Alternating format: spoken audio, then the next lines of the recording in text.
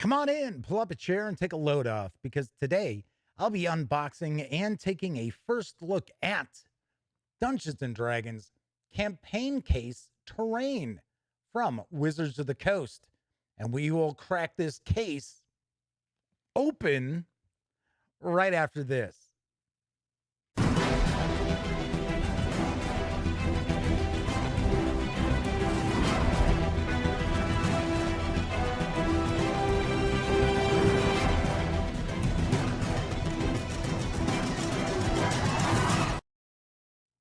Howdy, howdy, howdy, gang. Welcome once again to the Duct Tape Studios. I'm Jeff McAleer, your host here at the Gaming Gang channel. As I mentioned in the open, today I'll be unboxing and taking a first look at Dungeons and Dragons campaign case terrain from Wizards of the Coast. This is arriving in stores in North America on August 16th, and it will carry an MSRP of $64.99.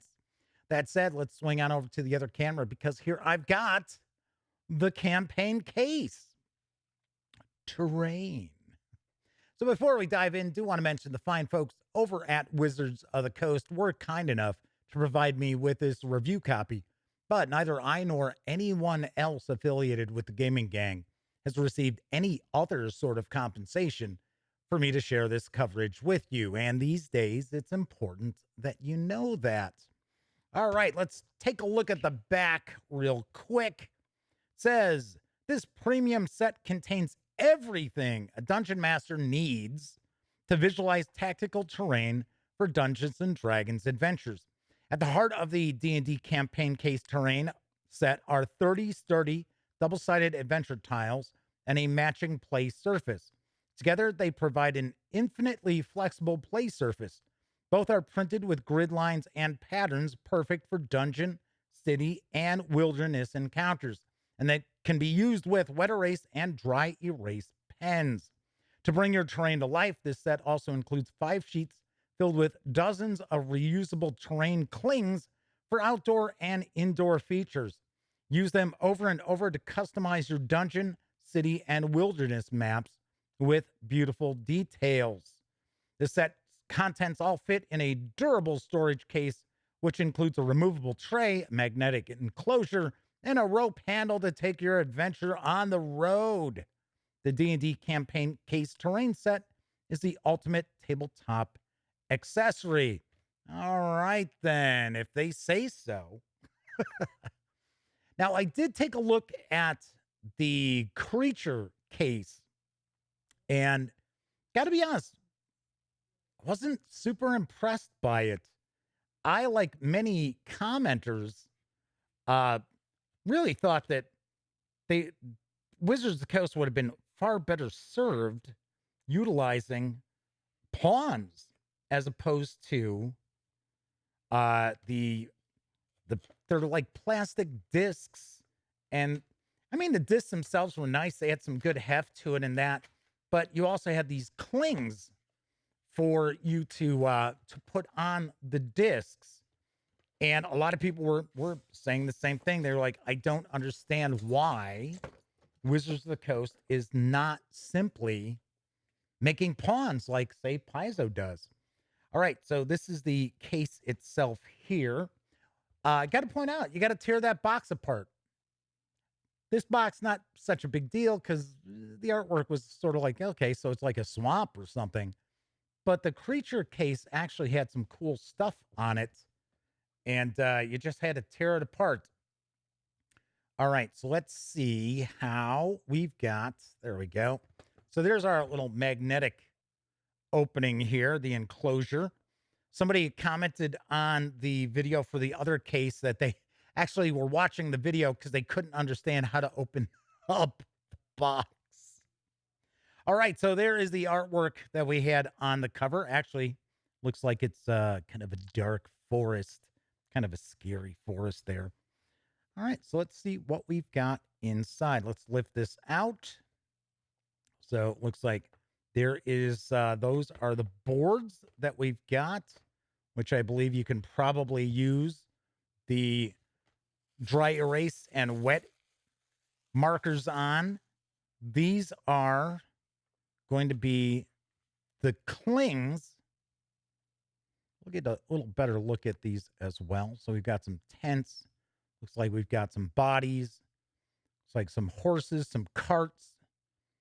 Got a bridge, as well as barrels and so forth. So I'm kind of curious how well these are going to hold up. I got to be honest, very surprised that it's simply not just cardstock counters for you to use. I would personally think those would hold up far better than clings, but that's just me. I don't know. So that is the first sheet. We got the next sheet. We've got a stairway.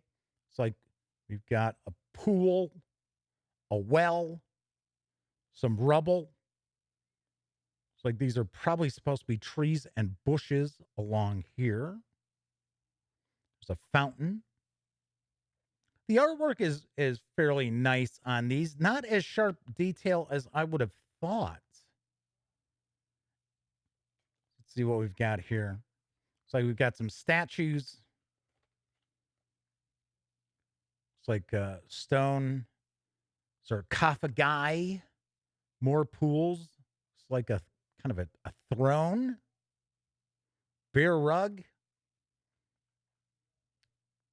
Looks like these could be doors. We've got stairs. So we've got different sets of stairs there. Got a banquet table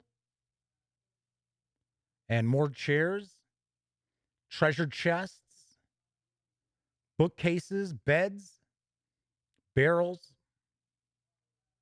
So that's what we've got here, just to give you kind of an idea. And then the last sheet looks like we've got what appears to be a pool of lava and some trees. We got some rocks. Looks like we've got a hole in the ground. So we've got that. So these are the clings.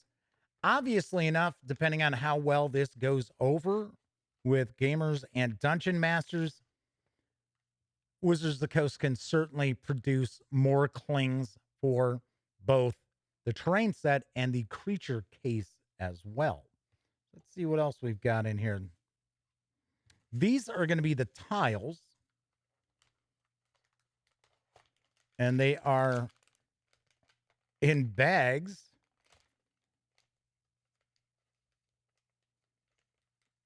That actually have adhesive holding them closed.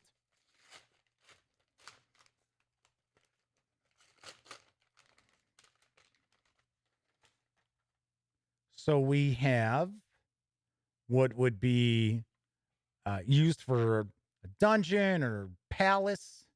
And here on the other side, we have wilderness. And these are all identical, it looks like. They are. They're exactly alike. Little surprised by that. Would have thought there might be a little bit of variation so that we don't have the same shading on each and every tile here. So a little surprised by that. Let's see what we've got in this one here.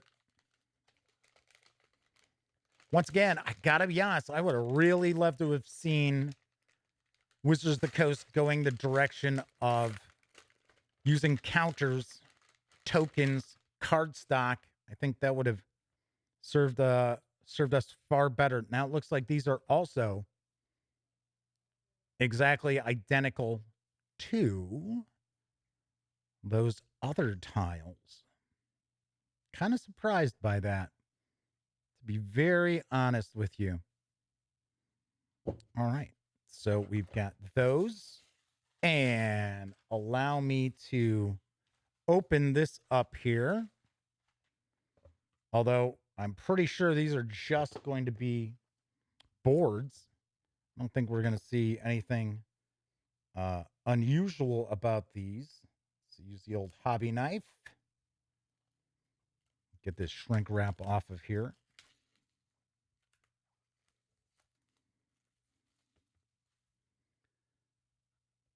So folds out. So here at least we have some deviation. So we've got some rocks. Kind of move out of the way there, give you a better look. And there is some repetition here, especially with this little rock outcropping there. And then on the other side, we just happen to have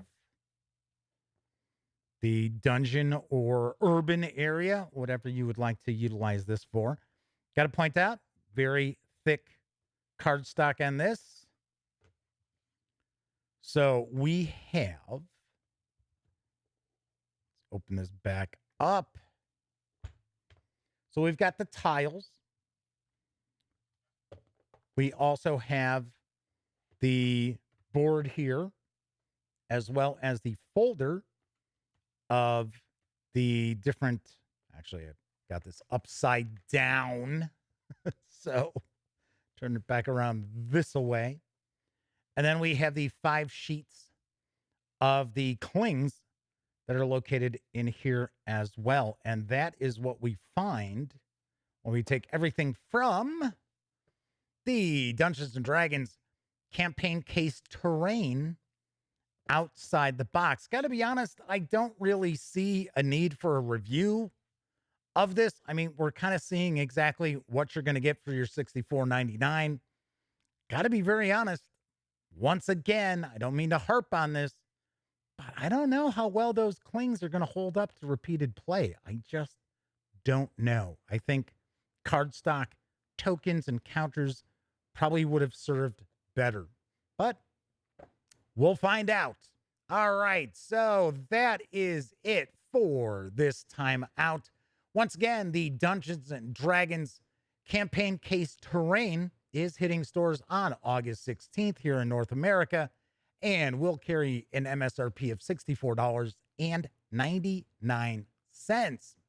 So we have covered a lot of D&D this week. We've been looking at the 3 books that come in the Spelljammer Adventures in Space slipcase set. And, of course, I also shared a first look into the starter set that is currently an exclusive over at Target in the U.S. as well. So lots of D&D this week that we've been taking a peek at. All right, if you like this video, by all means, please give it a quick thumbs up. Subscribe to the Gaming Gang channel if you haven't already. And if you do subscribe, ding that bell. It'll not only let you know when I upload videos such as this first look, it'll also inform you when my live stream, the Gaming Gang Dispatch, airs Monday, Tuesday, and Wednesday evenings at 7 p.m. Central right here on YouTube. Thank you very kindly for watching, and here's hoping each and every one of you gets to enjoy plenty of great gaming with your gang.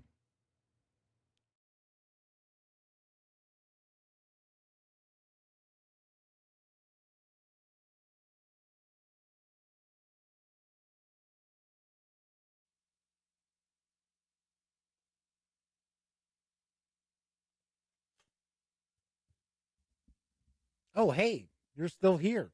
Well, if that's the case, by all means, subscribe to the Gaming Gang channel by clicking right here. Check out the latest episode of the Gaming Gang Dispatch, or find out what YouTube recommends you check out from the channel. And of course, once again, I'm Jeff McAleer. Thanks for watching.